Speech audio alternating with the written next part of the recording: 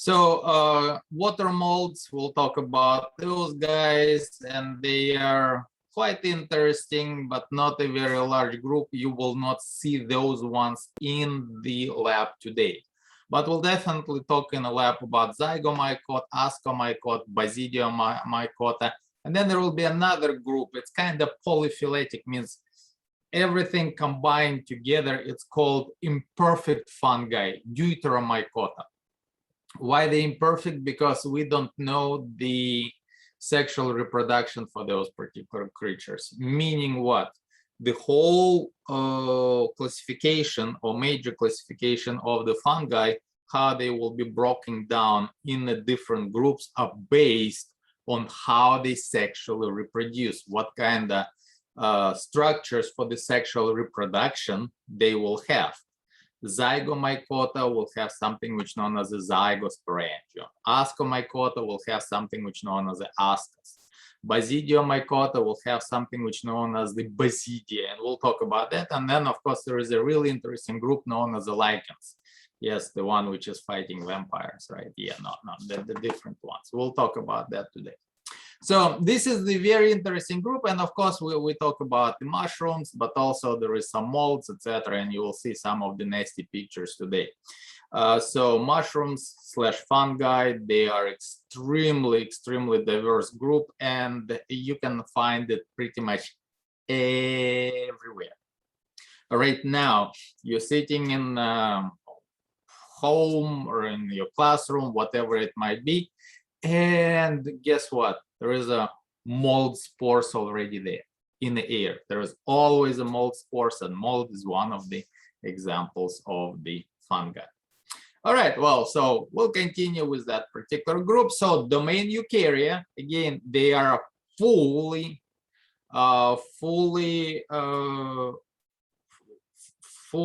have a very nice nucleus. They have a membrane bound organelles, so they are very easy to put not only in the domain eukarya, but in a very specific kingdom known as the fungi. So, and in this particular case, it's a very well defined kingdom. So in order to be a fungi, and we know about 100,000 species. Some of the scientists saying we are up to 250,000 species, but once again, that's questionable. 100,000 for sure. There is several major things. In order to be a fungi, you're supposed to have a heterotrophic organism, meaning they cannot make their own food. They have to get the organic compounds in them to go through the cellular respiration. And everybody remembers cellular respiration, right? As well as the photosynthesis. Those guys cannot do photosynthesis. None of the mushrooms, even though, once again, they look like plants, they're not plants, they're heterotrophs. Most of the plants are autotrophs. But like the plants, they have a cell wall, but the cell wall is made out of this particular compound. And it's not chitin, it's chitin. From the Greek, ancient Greek word means ketona or ketona, and it means that outer clothes. So chitin is type of the polysaccharide, a very same material insects, or I should say arthropods, crustaceans, spiders, and insects, of course, as the largest group of the arthropods, using to reinforce the exoskeleton. So whenever, for example, if you are peeling a shellfish, a shrimp, you are taking out exoskeleton, and it's predominantly made out of this particular chemical known as a chitin. Humans don't have enzyme to break down chitin, meaning that whenever you're eating mushrooms, there is not much of the nutritional value in that. Yes, there is a microelements. Yes, there is some water. Yes, there is some sugars, not too much though. And yes, there is some fats. But if you are eating raw mushrooms, generally they have something which known as a negative calorie intake, which means what exactly? It means that the amount of energy your organism will spend trying to digest it is more than it will get from any kind of mushroom. And of course, if you have like, I don't know, sauteed in oil or in the butter, then of course that would be a positive calorie intake. So anyway, the cell wall is made out of chitin, and it basically adds the rigidity to the cell walls, similar to the plants, but plants using a cellulose. We'll talk about that a little bit later. So morphology, here's a very important thing. You need to understand that any kind of mold, any kind of fungi, any kind of mushroom is nothing else but a long strands which are intertwined together, and then those particular strands will create the actual mushroom, which is a fruiting body. Actually, it's a part, the parts which we're eating of the mushrooms themselves, right? The mushroom, the one which you can buy in the grocery store, and nothing else but the organs of sexual reproduction for the fungi. Yes, I know, very young. So anyway, so those particular filaments known as a hypha. Okay, so it's basically a strand. Think about it as the wire, right? A cable, strand. And then if you combine them, you're creating a body of the mushroom or anything like that. So in this particular case, all of those particular fungi, they will be made out of tiny little bigger strands, and then they combine into any kind of shapes. All right. So, and that particular shape, the whole thing, the whole body, all of the strands of a particular fungus known as the mycelium.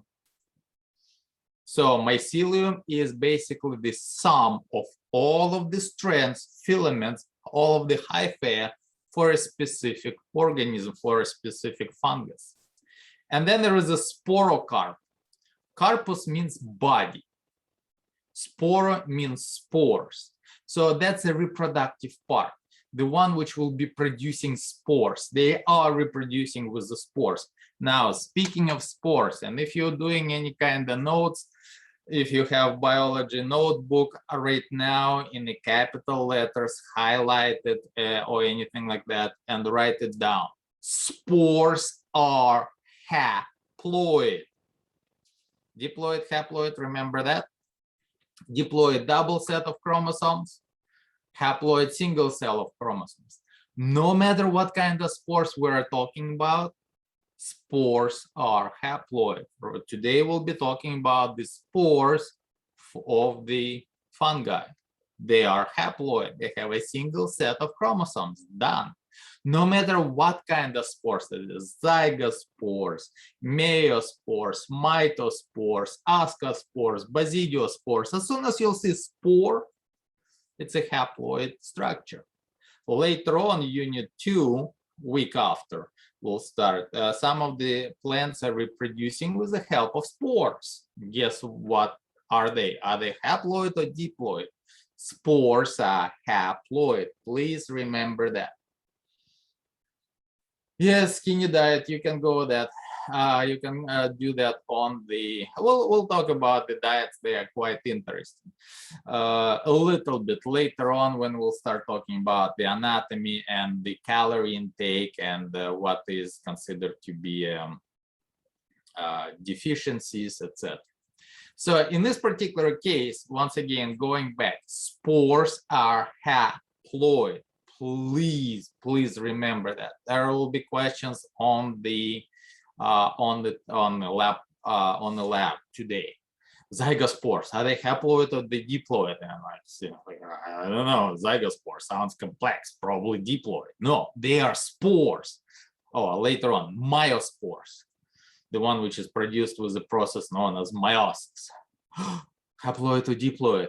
Haploid. Spores are haploid. Done. Easy. Remember, because later on we'll talk about the plants again. Spores. The let's say ferns will produce spores. Haploid or diploid? Ta-da! Haploid. So please remember that. Now, sporocarp. Whenever you see the actual mushroom, the body of the mushroom, that's the sporocarp. Because basically what you see the cap, this stipe, and then there will be a hyphae which is growing into the ground into a substrate. That's one of the reasons why the mushrooms or fungi usually referred as the invisible kingdom.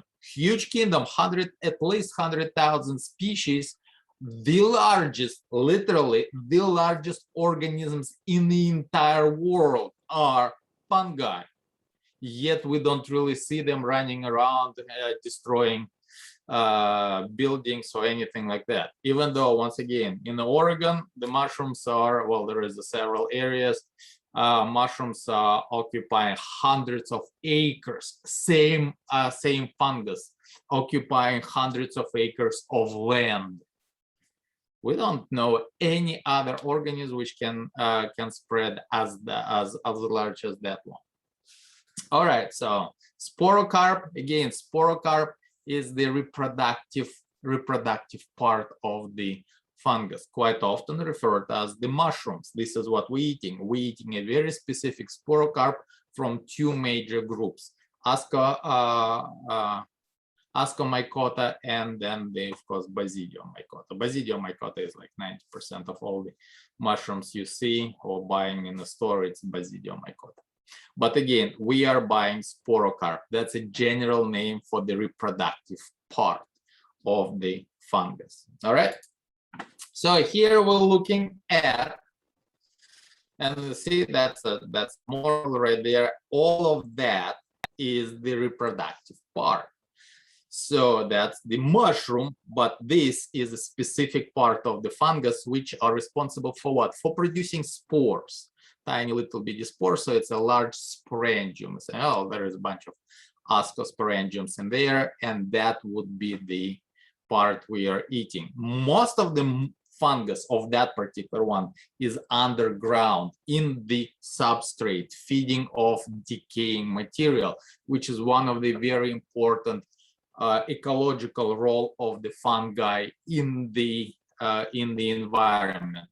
They are decomposers. They are breaking or eaters of the dead. They're breaking down along with the bacteria. Remember, we're talking about bacteria. Most of the bacteria are helpful because they're breaking down dead materials. And the fungi do exactly the same thing. So in this particular case, you can see that we're looking at the mold, and the bunch of tiny little bitty threads are hyphae, and those tiny little bitty black dots are actually sporangium, the part which producing spores, and spores are haploid or diploid. HD in your chat box, please. Now I can see that everybody is kind of HD, haploid and diploid, haploid, diploid. Haploid, thank you. H means haploid, D means diploid. You're saying haploid, diploid depends whenever, right? No, spores are haploid. Thank you, guys. So in this particular case, yes, haploid. All right, moving on. A little bit of history.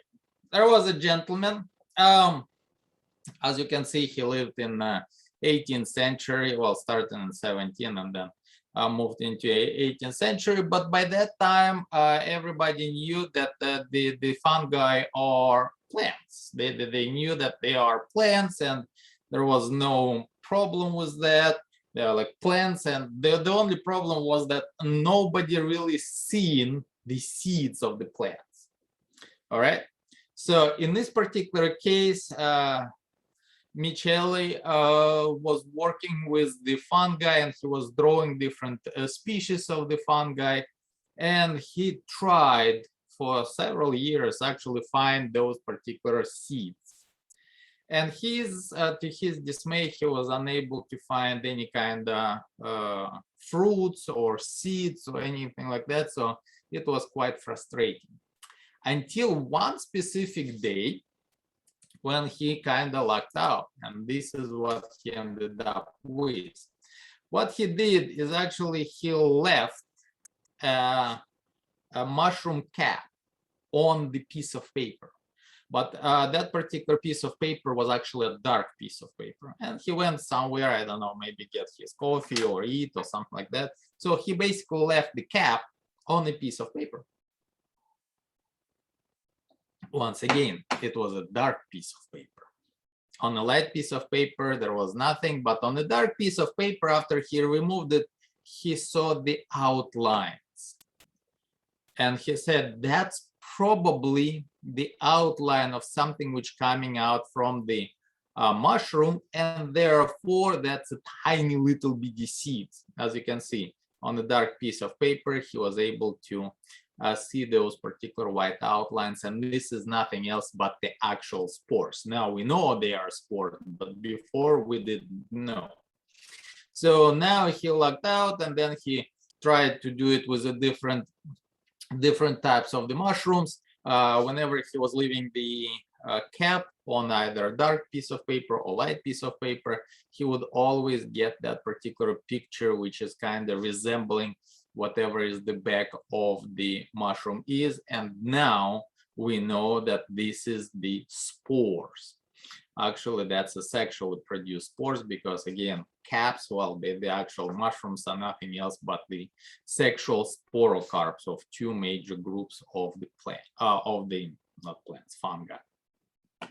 So a little bit of history. Now we're going back in the history of Earth. Earth started about 4.6 billions of years ago, and the first half or so billion of years, the area called Hadean.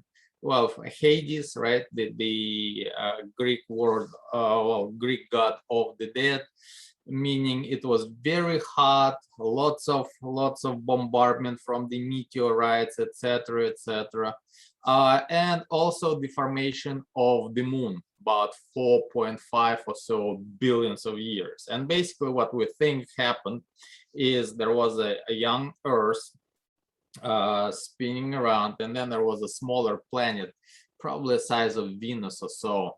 It's collided with the Earth, and whenever it's collided, it's hit not square straight into the middle, but kind of on the sideways. Part of the crust of the Earth's crust has been blowing off, and then over a period of time, it formed the natural satellites we enjoy in the period. So anyway, so continue of the heavy bombardment. And one of the ideas that some of those particular meteorites, or specifically comets, brought a lot of water on the face of the Earth. So as soon as basically Earth is cooled down, so we can start seeing the liquid water, we start seeing the living organism in form of the prokaryotes. So somewhere around 4 billion to 3.8 billion of years ago. We already talked about the photosynthesis. Some of the bacteria, cyanobacteria, started the photosynthesis roughly about 3.5, 3.6 billions of years ago. And as you can see, for most of the time of Earth's life, roughly over like a billion, 2 billion, 0.7 or so, it was a relatively simple life, single cell organism, just the bacteria. But during that particular time, the bacteria, cyanobacteria, were working tirelessly every single day, absorbing the sunlight, releasing oxygen, absorbing the sunlight, releasing the oxygen, absorbing the sunlight, releasing the oxygen. And later on, we can see that somewhere around 2.3 or so billion of years ago, we start seeing a lot of free oxygen in the atmosphere. Not as much as we have it right now, but in this particular case, carbon dioxide has been removed, oxygen has been released, and as you know, carbon dioxide is greenhouse gas. As soon as those particular bacteria took a lot of carbon dioxide from the atmosphere, guess what happened? The temperatures dropped down because it's no longer trapping the heat on the surface of the planet, and therefore we start seeing a very first global cooling ice age. And that was particular ice age was really, really bad. It means that the first snowball Earth, meaning what exactly? The more ice start forming at the poles, Ice, of course, is reflecting light. The temperature dropping down further. The poles are extending. More white surface, more light being reflected, less being trapped, less heat, and therefore over a period of time the whole earth turned into one nice huge basically ball of ice. Of course, life will continue to live in the ocean, since the oceans are dropping. Well, the temperatures are water can withstand some of the temperature, salty water, plus of course the ice ice on top of the ocean would work as the insulation. However, most of the life again was not really happy about that, and then we start seeing somewhere around here, probably we start seeing global warming coming, most likely some sort of volcanoes producing a lot of ash, changing the atmosphere. Well, maybe not changing the atmosphere, but it's slowly the earth starts thawing up, and we start seeing the eukaryotic life, or at least the tracks of eukaryotic life, maybe dated to 2 billion of years ago. Maybe that's a big maybe right here. So anyway, moving on, eukaryotic now and prokaryotic. Eukaryotic kind of dominating, and then we start seeing multicellular organism colonies, and how exactly it will work out we'll talk a little bit more later when we'll start talking about the animals. But we start seeing the multicellular life, and then somewhere around here we start seeing the fungi showing up. Literally, fungi were probably one of the first group of multicellular organisms, somewhere around 1.5, 1.6 billions of years ago. And then we'll see that the animals will start somewhere around 700-800 millions of years ago, and that particular date is very important. 542, roughly 550 millions of years ago. We have here something which is known as a Cambrian explosion. What Cambrian explosion is? Explosion, not the actual explosion. There is nothing exploded on the surface of the earth, but the explosion of life. We'll talk about that again when we'll discuss the animals, and actually you will see a short video regarding that. But Cambrian explosion is explosion of life. We had a relatively not diverse multicellular organisms, prokaryotes. But the animals were not very diverse, plants were not very diverse, nothing really happening right there. Not a very diverse flora and fauna. Well, there was not really flora, and there was no land plants yet. But at some point of time, roughly after the global cooling, we had a global warming, and this is where we start seeing lots and lots of diversification among the animals, and later on among the plants. And this is what it's talking about, the Cambrian explosion of life. And then we start seeing the animals, and then the dinosaurs, and then 65 millions of years ago, dinosaurs ceased to exist for whatever reason, and we are ended up in the life or Cenozoic, is the era of angiosperms, the flowering plants, and the mammals, of course. So anyway, moving on, here we have some of the fossils, or micro photographs of the fossils, which actually showing structures which is very similar to the fungi. As a result, fungi considered to be one of the oldest branches of multicellular organisms to begin with. All right, so here we have the actual hyphae in the fungi. So very similar to what you see before. So in this particular case, two different types of the hyphae. Some of them are known as the coenocytic, means that the cells will merge the cytoplasm.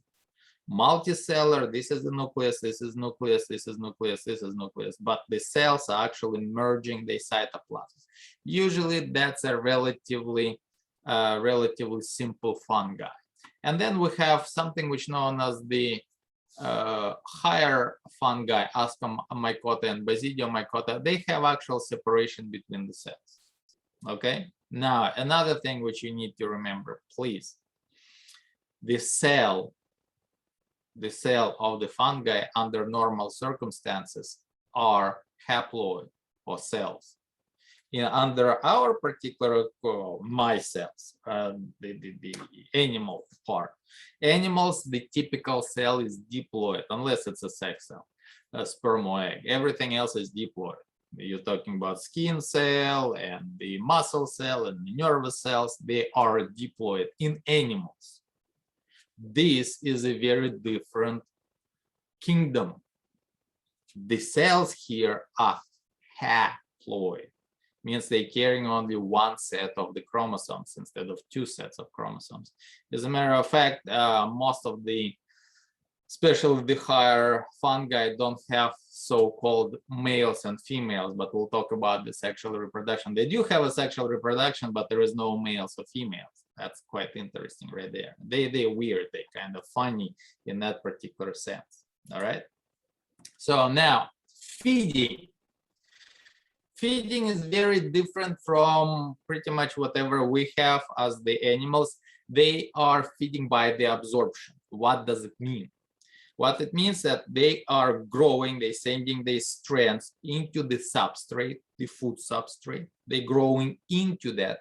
And then those particular strands producing the enzymes. The enzymes go outside, breaking whatever they're living in, and then the fungus will absorb. So if I will be a fungi, and yes I am, but not from that particular kingdom, let's say there is a piece of pizza. What I will do, I will grow my hyphae into the pizza. From the hyphae, the digestive juices will start oozing out, literally, and then I will be absorbing it back. So they have to live in the substrate, in the food which they are consuming. And then they're competing against who? Well, against the rest of the living creatures, specifically bacteria. Bacteria trying to get on the substrate and start dividing and absorbing and digesting. Same thing, it's competing against us, humans. We have a food and the fungi will try to take over the food. So in this particular case, they're growing through and within the substrate. They're going through the substrate. Now, most of the fungi is something which is known as a saprophytic, feeding on the dead or decaying material. They are recyclers, great recyclers in the world. That's one of the reasons why they are pretty much everywhere. And they are competing with the bacteria against that particular food source. All of you heard about antibiotics. This is how fungi, specifically molds, competing with the bacteria.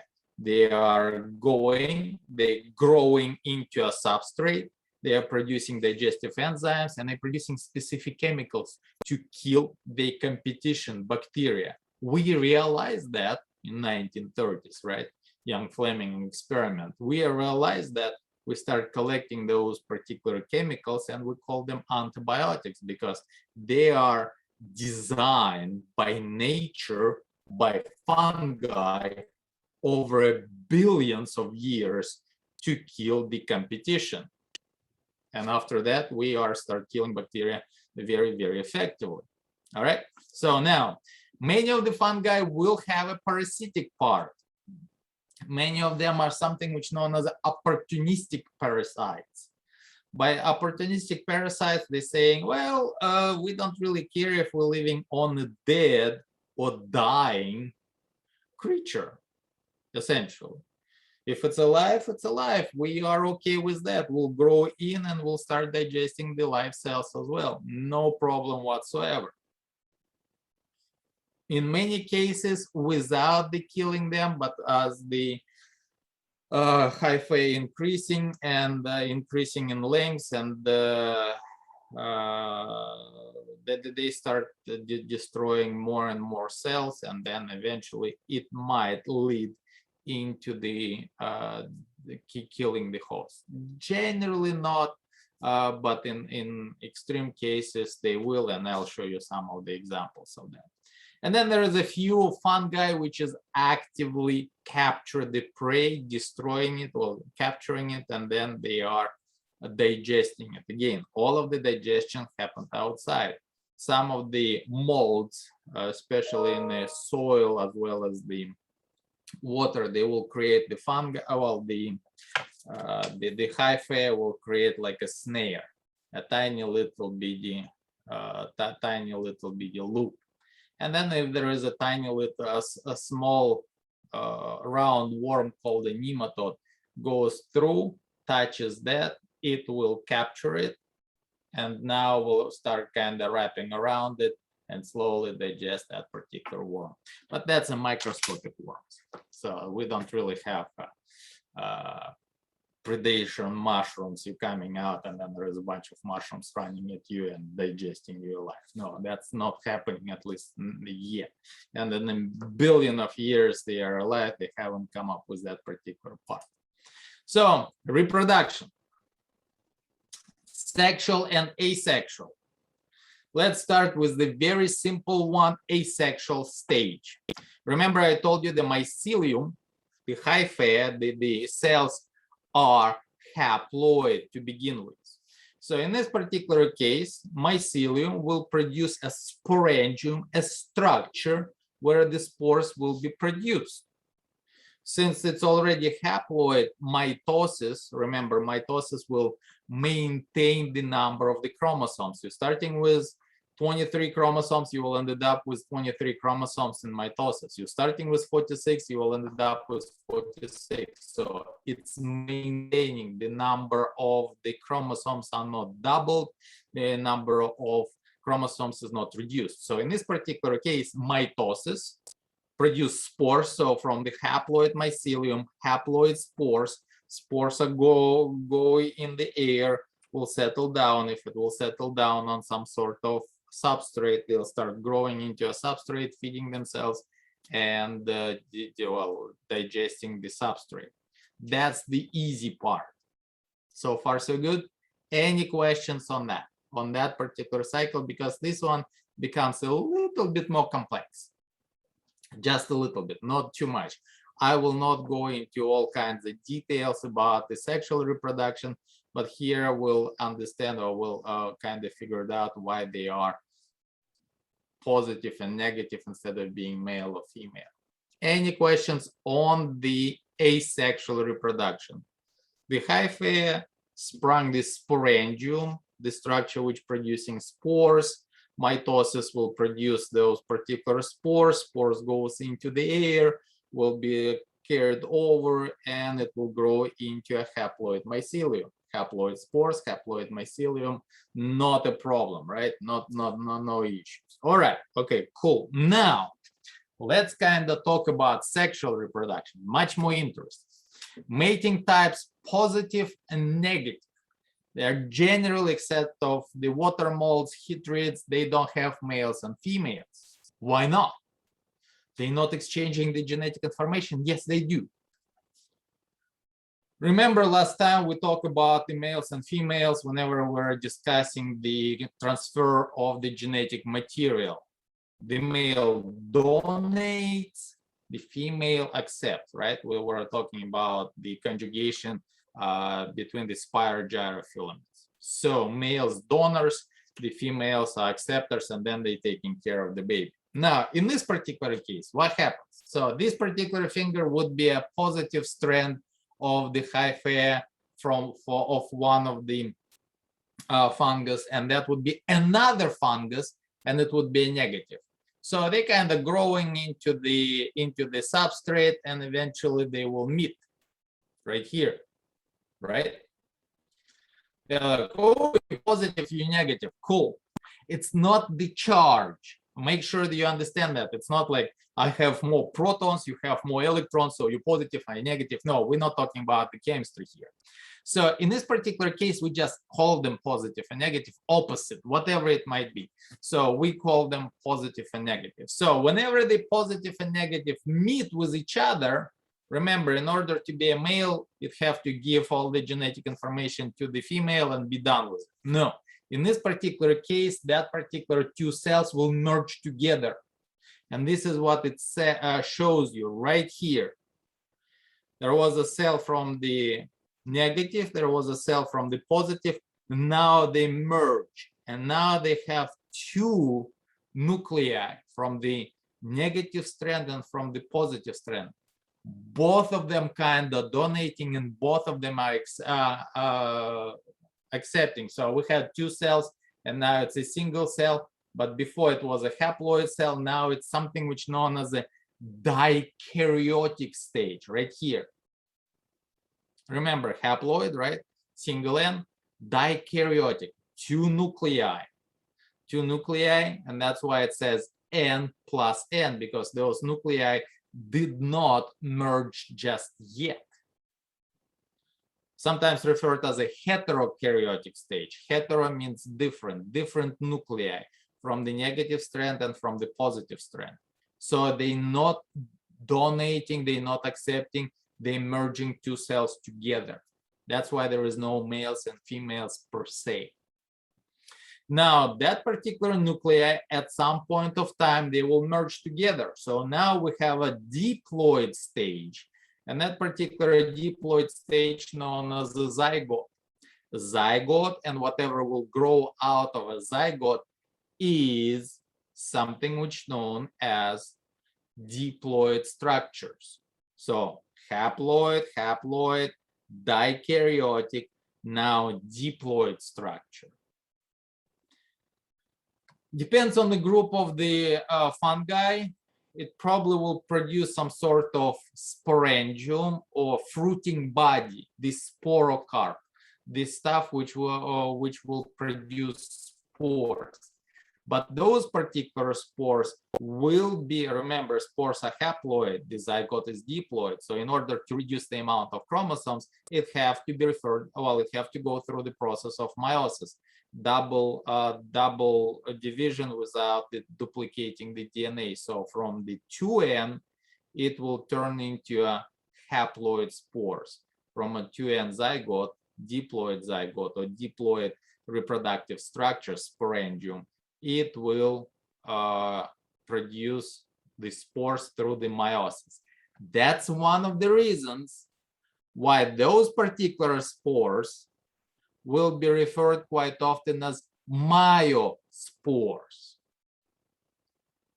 Make sense? Myospores, the spores which produce through the process of meiosis. As a result, those spores, in here, spores are genetically identical.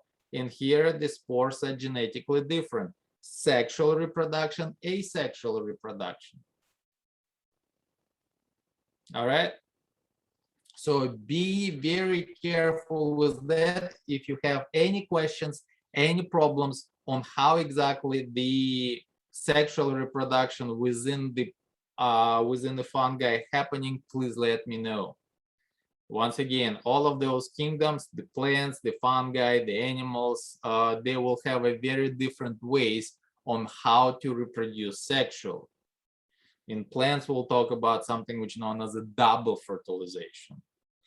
So in this case, this is what happens in the most of the fungi. Not all of them, most of the fungi, they will have a dikaryotic stage or heterokaryotic stage when the cell contains two nuclei.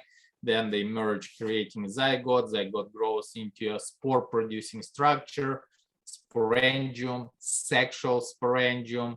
Later on today in the lab, we'll talk about that, and you will need to be able to identify if it's a sexual or asexual sporangium, and it will produce spores, myospores. Based on the different groups of the fungi, we'll talk about, sometimes it will refer as all of them are myospores, but based on which particular group of fungi it belongs to, if it's a zygomycota, it would be zygospores. If it's an ascomycota, it would be ascospores. If it's a basidiomycota, it will be a basidiospores. And we'll talk about that a little bit more. All right. So now the chytrids are the only group. It's a water molds. This is the only group which actually have the flagellated gametes, the male and the female, and male gametes are much smaller than the female. They merge, the zygote, and so on. So in this particular stage, chytrids are very similar in the sexual reproduction to, let's say, animals. But in this case, most of the fungi do not have flagella because, well, they don't really need to get the sperm to the egg, essentially speaking, or male cell to the female cell. Importance in the nature, they are decomposers, they are recyclers. That's one of the most important part of the fungi. Also, they create something which is known as a symbiosis, mutualistic symbiosis with the plants. They're not parasitizing on the plants. The plants provide them with the sugar, where the plant gets sugar from the process of photosynthesis. And this is what essentially fungi need, some sort of organic compounds. So plant producing sugars and sharing it with the fungus. What the fungus gives the plant? Water. Remember, water is crucial, and the minerals, of course, but water is crucial for the photosynthesis. Photosynthesis, carbon dioxide plus water, right? Have to have that, and the sunlight.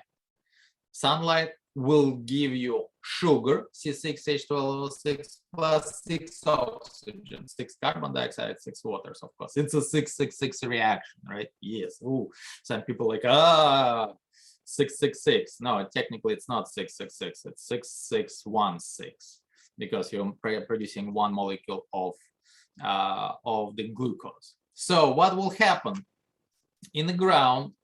The plant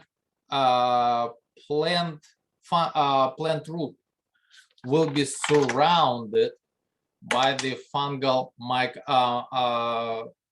hyphae. Okay, surrounded, drastically increasing absorption surface. Increasing the absorption surface, more water as well as some of the necessary minerals for the plants can be absorbed. And this is known as a mycorrhizae. Mycos from Greek means fungus. Rhizae means root. So root with the fungus. All right, and of course, for humans, we talk about what the humans do to pretty much all of the living creatures. We're eating them, and we're trying to use it to stay healthy, medicine of some sort. Numerous drugs such as penicillin and antibiotics are basically, right now we have synthetic ones, but it's all started from the fungi, or specifically molds. And then, of course, we're eating the truffles, the morels. And then now we have a very curious fungus. It's a single cell organism known as the yeast. Yeast we're using in order to make bread and also alcohol. Any kind of alcoholic drinks, we're starting with the yeast. The champagne, the beer, the wine, and then in order to make it more potent, so to speak, we're distilling it. But it all starts from there. In about what, right now it's the beginning of September, so in about 2 months, right? So by the end of the November, we'll have one of my favorite holidays in the United States, known as a Thanksgiving. And everybody knows the story of the Thanksgiving, right? That the pilgrims came in on the Mayflower. It was a trip challenging on their own. Think about it, Mayflower, right? About 200 people came in. How big was the ship?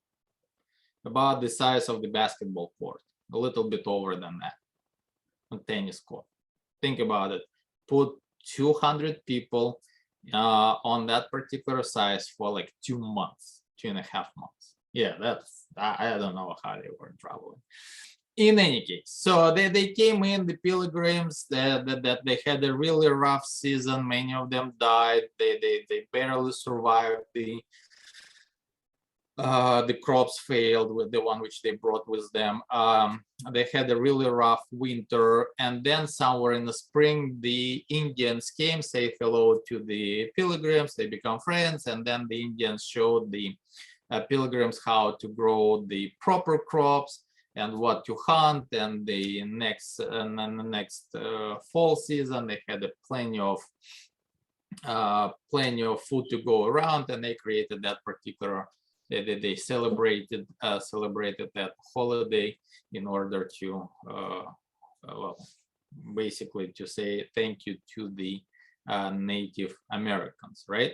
Everything is good. Everybody knows that particular story. I'm simplifying it, but generally this is how it goes. Everybody know. The question is, quickly, why in the world the Indians decide to come up to the pilgrims and say hello? Because the pilgrims been there for at least like 8-9 months, and the Indians didn't really care much. Well, and by Indians we're talking about Native Americans, where they were not really care about the pilgrims. Who cares about a couple of dozens?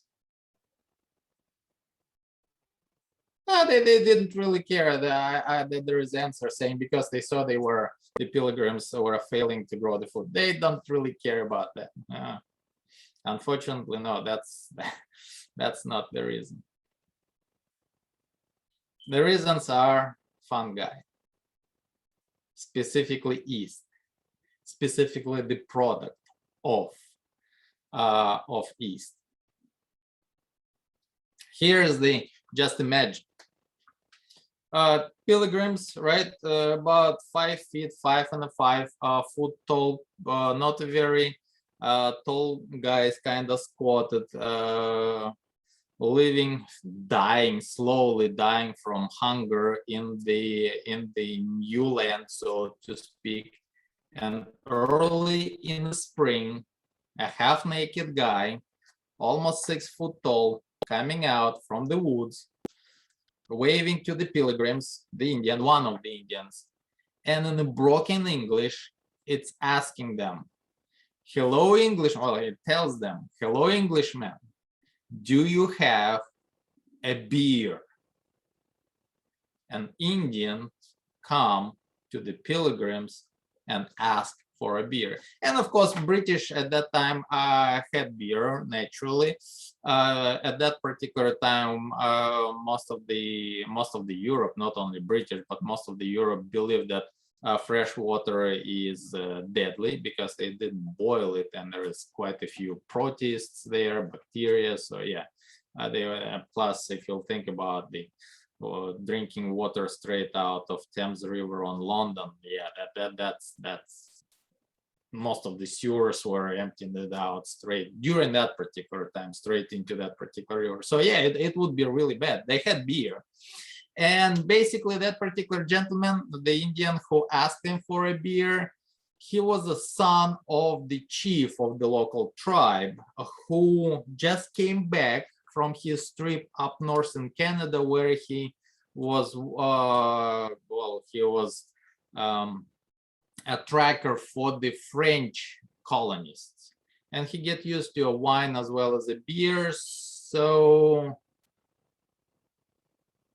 he, whenever he came back to his tribe, and the tribe told him, oh yeah, there is a bunch of people right there, and they are slowly dying. He's like, wait once, I probably will go and check it out if they have beer. So he went down and said, hey guys, hello, do you have a beer?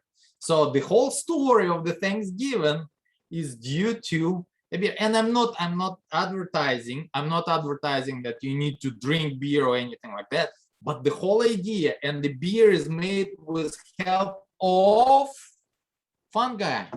That's the whole importance. One of the guys in Great Britain, actually, one of the archaeologists, he he's saying that the whole entire human, well, the written human history is based on the presence or absence or exchanging of some sort of alcohol, beer, champagne, and so on, wine, and so on and so forth. So he's saying that without that, we would not be the civilization we have right now. And it's all due to tiny little bitty fungus, which can be helpful, but in some cases it can cause the animal diseases. Yes, the typical regular yeast can have a yeast infection. You probably heard about that. And we'll talk a little bit more about this in momentarily. I'll show you some of the nasty pictures. And then, of course, the ringworm, which is not really a worm. It's the fungus living in the skin, athlete foot, and so on and so forth. And then there is a plant diseases, which some of them are really, really bad because they turn the crops, specifically like a wheat crop, into uneatable sources, since the fungus will infuse the food with the very specific toxins.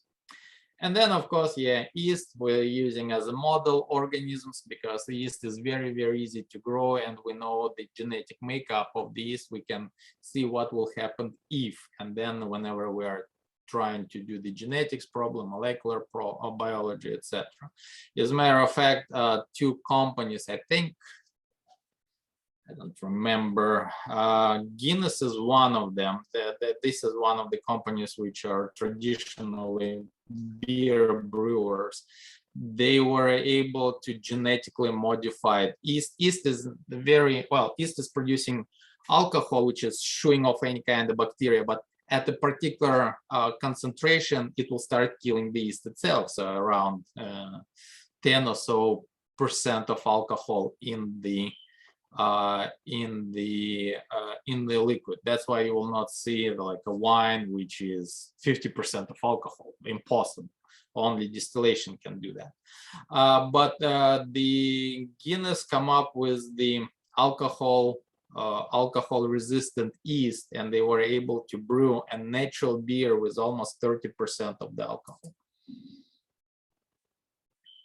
So anyway, in this particular case, you'll see some of the examples, and again, something happened right here, but you see the typical mold, you'll see the ringworm, you see that particular fungus which is infected the beetle and killed it, and you will see some of the common mold, literally regular common mold. You will see it today during the lab, but in some cases it might go into the lungs and start infecting the lungs of the human being. You might heard or might not heard about something which is known as a zombie mushroom, right? Anybody heard about that? Anybody knows what I'm talking about? The zombie mushrooms, the ants? Yes, no, maybe. That, of course, is the mouth, back of the mouth of the person, and all of that is nothing else but the fungus. And that particular fungus is nothing else but the actual yeast. It's a yeast infection in the mouth, and that's called thrush. And then, of course, we have the athlete foot or nail fungus, which is living literally under nails. And I don't have that, at least yet, or at least I know of. So no, I don't. But the problem with the treating that, because it lives under the fungus, you cannot put the ointment, or under the nail, you cannot put ointment or anything like that. So it's relatively hard to get rid of that particular thing. I'll talk about the zombie fungus momentarily in a few slides down. So here we have a person with the pretty much all of his or her, presumably his nails are infected by the fungus, and as you can see, it's creating that particular dark spot. So it's basically digesting the nails themselves, and then it starts switching to the living tissue as well. So here we have the athlete foot, and again, starts very innocent. As you know, we are covered by the dead skin, right? Several about 10-15 layers of skin which we are covered by are completely dead, and we're constantly shading it. About what 80% of the common household dust is nothing else but the dead skin cells. So in this particular case, it starts innocently, goes into the dead skin, start breaking it down, but eventually start invading or thinning it out, so it will start getting cracked, and this is what athlete foot is. And essentially, well, the kind of hard to get rid of that as well, because once again, it's under, literally it lives in the skin. And then we have a ringworm. Here we have a typical one. This is excessive, very excessive, and that particular stuff, very excessive infections for that. In this particular case, it starts again very simple. Spore gets into that, grows under, literally under the skin, and it started somewhere here, and again it grows all the way in, creating that particular ring. And of course your immune system or the patient immune system start attacking some of those apart, but in many cases that would be already immune compromised people. And then they producing the spores. A person scratches because it's very itchy. The person scratches first, then scratches right there, and we have that, and then scratches right here or right here or anywhere. Everybody starts scratching now, yeah. Or you scratch right there. So you are spreading, the person who has it starts spreading it around him or herself. And again, we're looking at the extreme cases of that particular thing. Yeah, that's the bottom of the chin right here. You can see the mouth right there. So yeah, apparently a guy.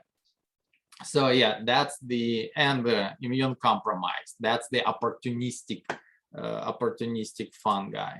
So general classification. We'll talk about 4 major ones. In the lab, we'll see 3, but then there is also something which is known as a deuteromycota or imperfect fungi. And then we'll talk about the lichens. So chytrids, zygomycota, ascomycota, and basidiomycota, usually 4 major division or 4 major phylum, and it depends on how they reproduce sexually. Structure of sexual sporangia, the structures which producing myospores. That's why the myospores for the zygomycota will call zygospores, ascomycota ascospores, basidiomycota basidiospores. Now, spores, all haploid. Please remember that, right?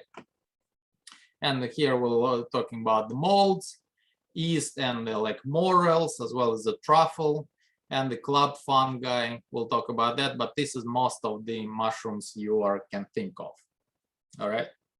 Yeah, it can spread to the other people as well. Yes, those ones. There is a question on the chat box. Can it spread to the? Yes, absolutely.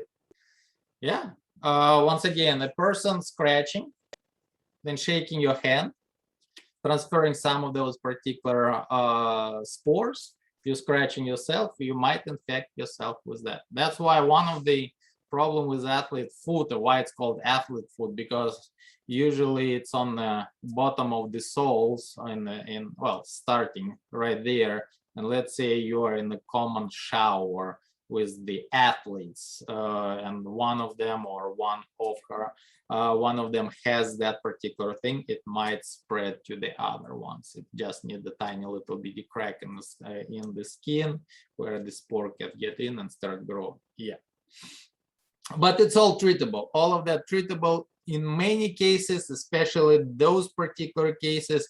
That guys, that gentleman, most likely they already immunocompromised, something going wrong with the immune system, and of course it stayed untreated for quite some time for whatever reason. So in most of the cases it's treatable, even though since the fungi are pretty close related to animals, we belong to the same kind of branch in the tree.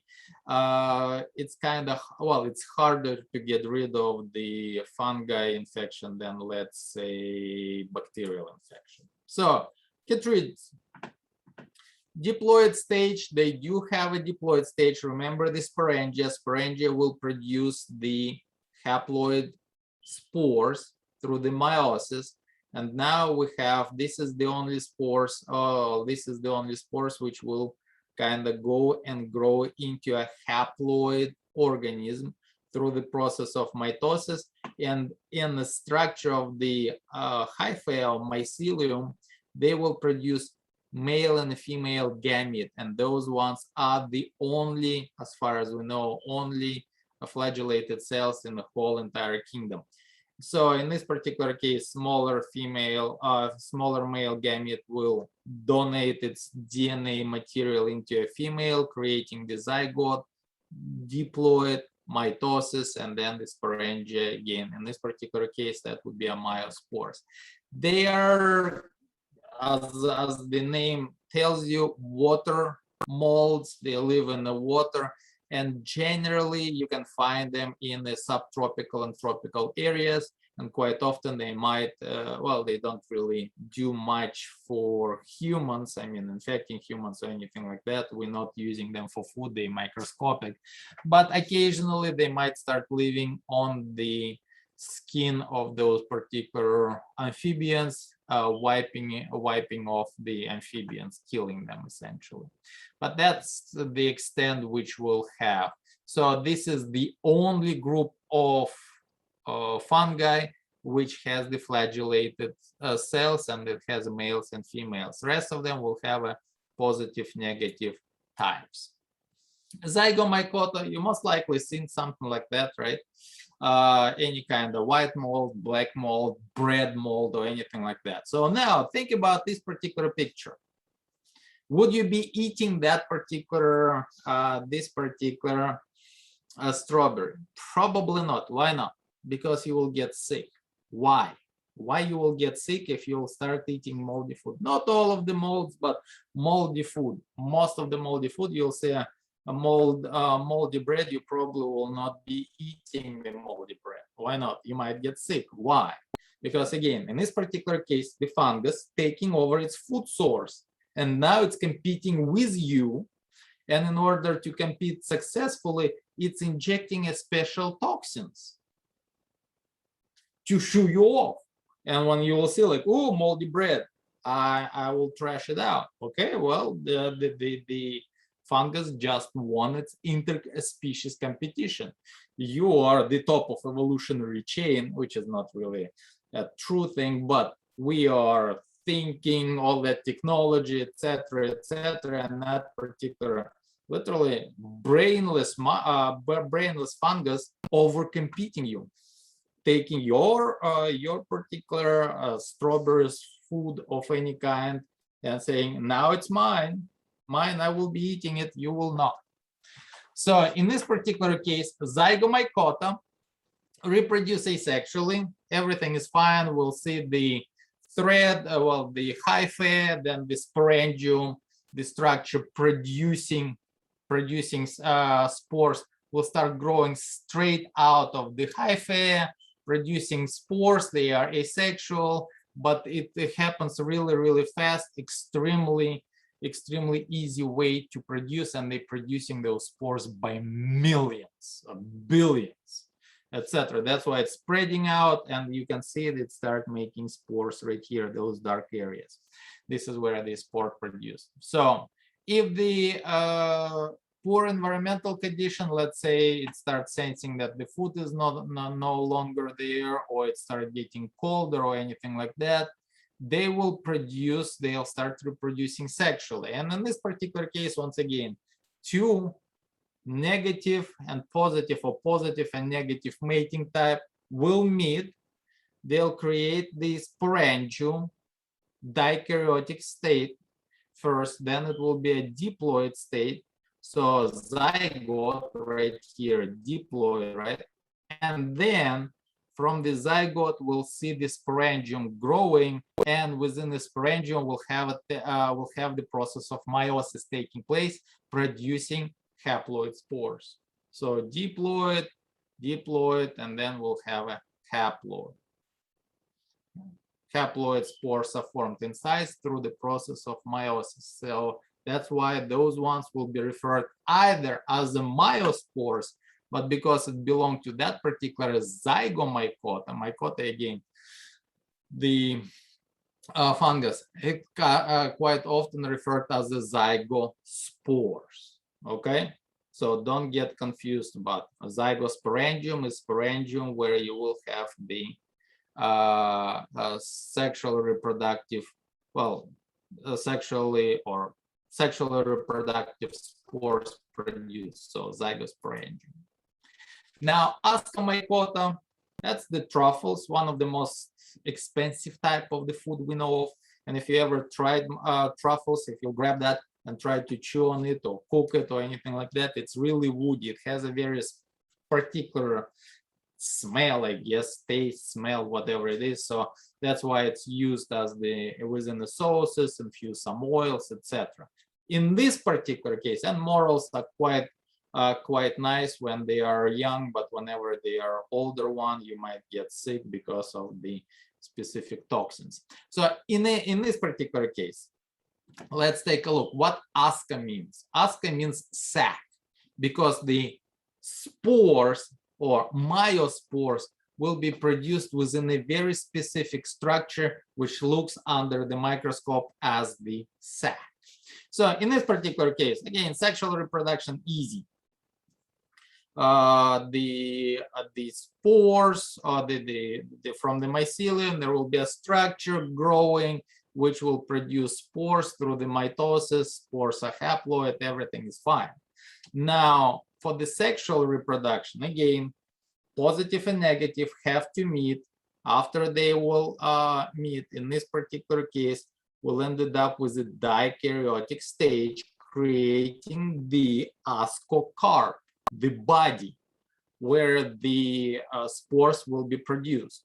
So the spores at the end will, the cell's dikaryotic stage will create the zygote. The zygote go through the meiosis, producing 4 haploid spores, but they are not spores yet. And then those particular pre-spores, before spores, structures which will create the spores, they'll go another round of mitosis. So meiosis will be followed by mitosis. So from the zygote, single diploid cell through the meiosis will end up with 4 haploid cells, and then the mitosis doubling the haploid cells, so we'll end up a structure look like a sac with 8 spores, all haploid, all genetically unique from the parents and from each other because they were going through the process of meiosis. Some of the plant pathogens, some of the molds, and also yeast will belong to the ascomycota. Most of you seen that particular picture, right? Here we go. That's the penicillin. If you ever thought about what penicillin looks like, this is the picture of the penicillin taking over the orange, the food source for me. But if I'll see the orange like this, I'll toss it away. It's successfully competing against me. Now, here we have another ascomycota. Technically, it's a deuteromycota. We don't know sexual reproduction for that particular fungus. And this is something which is very well known as the common mold. You can see it pretty much anywhere, especially in the Houston area. You can see it everywhere. Aspergillus. Here we go. This is how it looks like. This is hyphae, this is the sporangium, and this is spores produced. In some cases, it's opportunistic. We see it, we have it right now. I almost can guarantee you have Aspergillus species in your house. Does it mean that you will end up with that? No. But immune compromised people, the people who doesn't have the immune very well, most of our time, our immune system can fight it off. But if it's immune compromised, let's say a person who has the advanced stage of AIDS. HIV virus destroying a very specific white blood cells, which are responsible for the immune system. Those particular people might ended up with that. Meaning what exactly? The aspergillus as the spore goes, let's say, in the lungs and start growing in the lungs. Similar as the bacteria, the fungi need three major things: warm, wet environment, plenty of food. And in the lungs, think about it: warm, wet, plenty of food. Nothing is fighting them off. Here we go. In this case, we're looking at the eye. The spore literally ended up in the eye and start growing there. Here, the person probably had some sort of cut or, I don't know, puncture or anything like that. The spore gets in the cut, start taking over or start digesting or partially digesting some of the cells. This is the extreme case of the immunocompromisation. You can see that the fungus was able to penetrate into the brain and start dissolving part of the brain. Of course, that particular person was dead, but about 80% of the people who has the advanced stages of HIV, AIDS, advanced stages, they will be prone to some sort of fungal infection. If you're following COVID thingy, there was several cases of the fungal infections has been registered in India. The people who has COVID will also have some sort of fungal infection because it goes hand to hand. The COVID will basically, well, not destroy, but will definitely exhaust some of the immune capability of the human. As a result, the fungus can move in and start growing without unchecked in lungs or anything like that. So yeah, here we have something which known as the rusts, and those ones are extremely dangerous for humans because it start getting into the the dark spots are the actual fungus, but those particular fungi will produce aflatoxins. Aflatoxins are extremely potent toxins. They will cause cancer. So if we'll for one or another reason we decide to get that particular wheat and then make the bread out of it, it will be filled up, well, it will be infused with aflatoxin. So after a while, you might end up with the cirrhosis, the liver cancer or anything like that. So here we have a very curious fungus, which is parasitizing on the ants. It's very, very interesting the way how they're doing it, but basically it's called the zombie mushrooms, because basically whenever it starts growing, it takes over the nerve system of the specific, a very particular. There is like 2 or 3 different species of the mushrooms, which each parasitizing on its own species of the ants in tropical areas. But basically what it does, the mushroom, whenever it grows inside, whenever the hyphae, it starts sending the chemical signals to the brain of the ant to leave the colony. So it's leaving the colony, it's moving away from the anthill, go and climb on a leaf, on the back side of the leaf, okay, on the back side of the leaf, so it will be nice and shady, grab the vein of the leaf, attach itself, and this is when the mushroom taking over completely and start destroying the ant and producing the fruiting body, sporocarps. This is where the spores will be produced, and again it's high in the leaf, so the spores will go into the air relatively easily. So in this particular case, that's the reason why it's called zombie mushrooms, because it starts controlling the ant, and the ant is basically a walking dead. Very interesting. And yes, somebody says that There is videos, you can look it up on YouTube. Quite fascinating how are they doing it. And again, right now it's only for the insects. Hopefully there will be nothing, no zombie mushrooms for humans or anything like that. Now, Basidiomycota. If you think about any kind of mushrooms, you're going into the grocery store and buying mushrooms, most likely you're getting the mushroom from this particular, group. They have exactly the same thing, but the only difference is the sexual structures are slightly different comparatively to the Ascomycota or Zygomycota. Again, asexual reproduction is simple, but if you'll see any kind of mushrooms, shelf mushrooms as well as the puffballs, most likely it's a Basidiomycota. So in this particular case, once again, we're looking at the positive and negative mating type merging together, and at the merge, this is where they will produce the basidiocarp. The mushroom is actually the organ of sexual reproduction of that particular group. You're welcome. So in this particular case, on the gills, we'll talk about on the gills, there will be a specific structure, club-looking structure, not the club you're dancing with, but club you're hitting people with, so to speak. You're not supposed to hit any people to begin with, but it's a club-looking structure, which will produce 4 spores. So you will see a club and 1, 2, 3, 4 spores. Why 4 spores?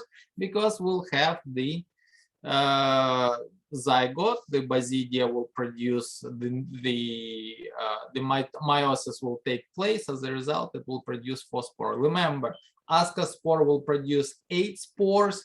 The basidio will produce 4 spores per basidia, so to speak. And then haploid spores will spread around, and this is the reason why the fruiting bodies, sporocarps, are taking out of the ground, because majority of the hyphae is actually under the ground. But in order for the air to pick it up, wind pick it up, those particular spores, it have to be out of the ground. And you're looking at those particular mushrooms. Those ones are hallucinogenic, of course, mushrooms. That one, if you will eat it raw, one mushroom, you will die. But if you'll dry it up, and let's say, and I'm not advertising, I'm saying what the native Indians as well as the native Asians in Siberia were doing. If you're drying it up and either smoking or you will put it in the herbal tea, you will have the, well, you will meet the ancestors, you will travel to the different worlds, etc. So the hallucinogen, a very, very potent hallucinogen.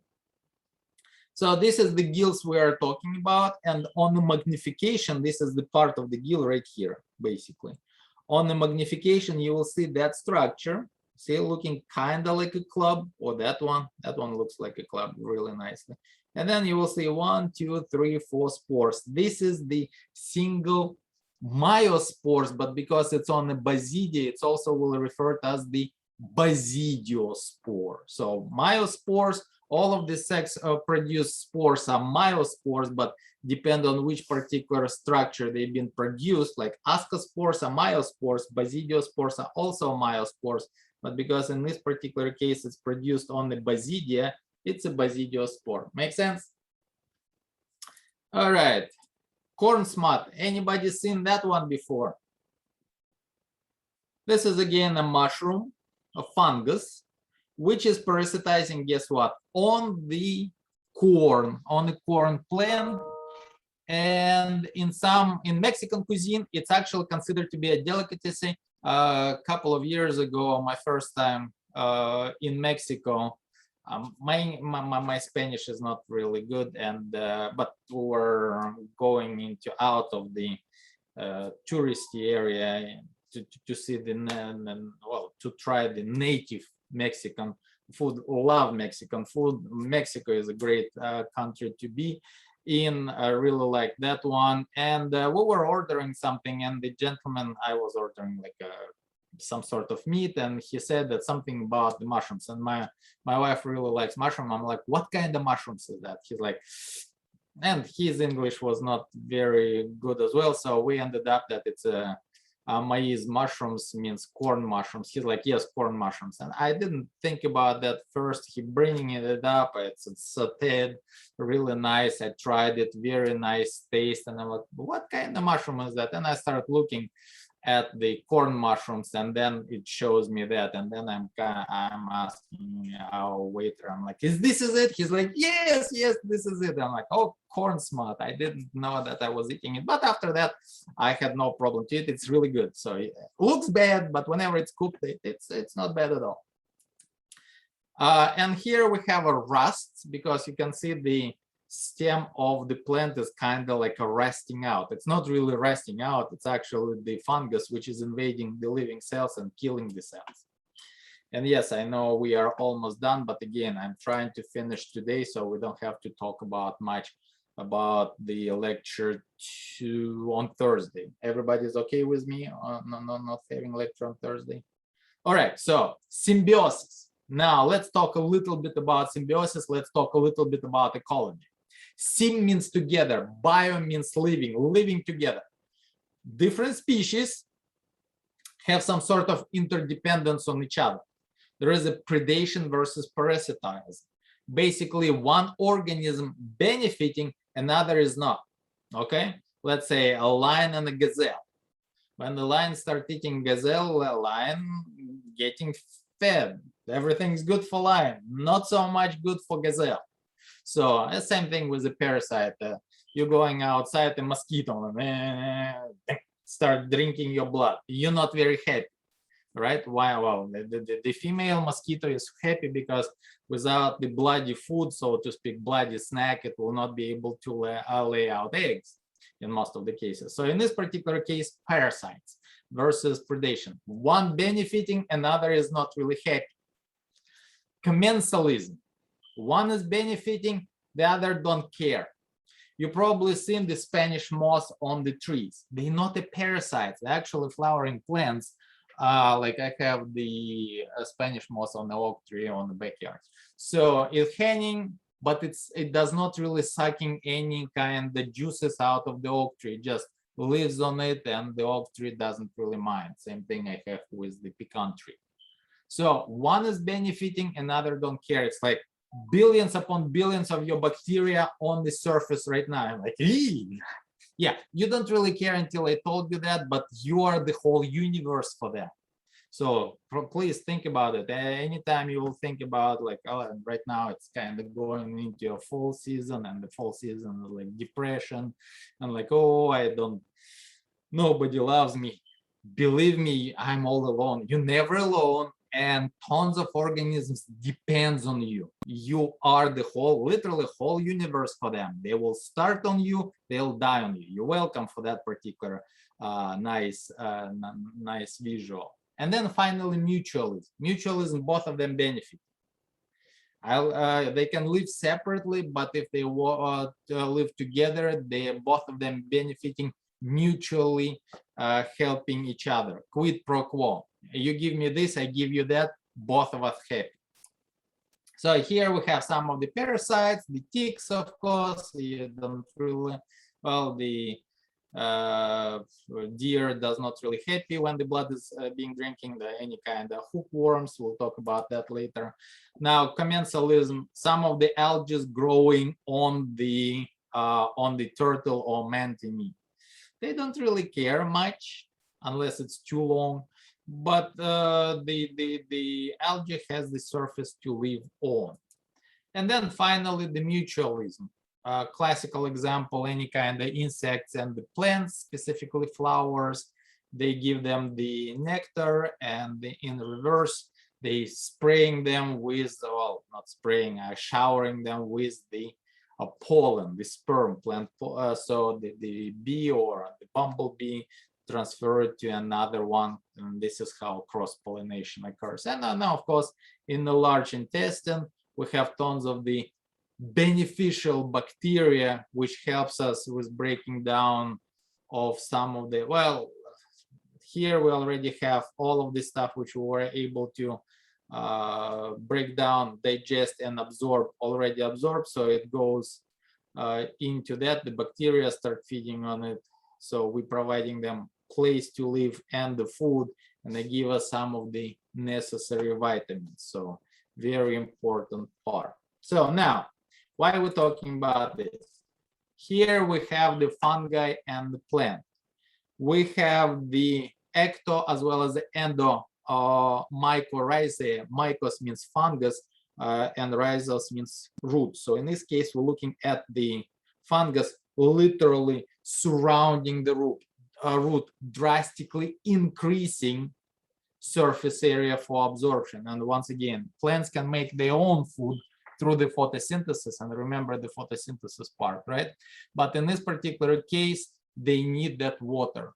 Larger the water intake, more net they casting, more water they getting.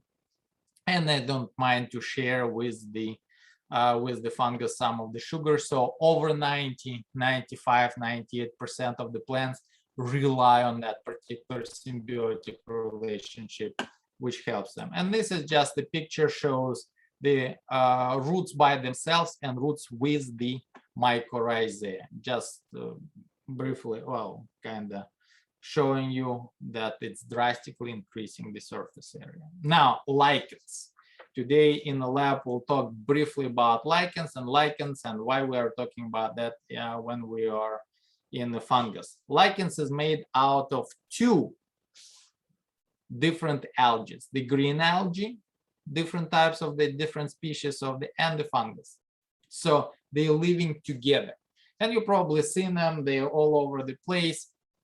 So in this particular case, lichens made out of the hyphae, and you can see those particular strands made out of hyphae of the fungus where the green algae embedded in.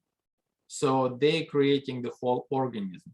Green algae photosynthesizing, producing sugar, they're giving it to the fungus. Fungus provide them with the protection, attachment, also absorb some of the water and necessary minerals.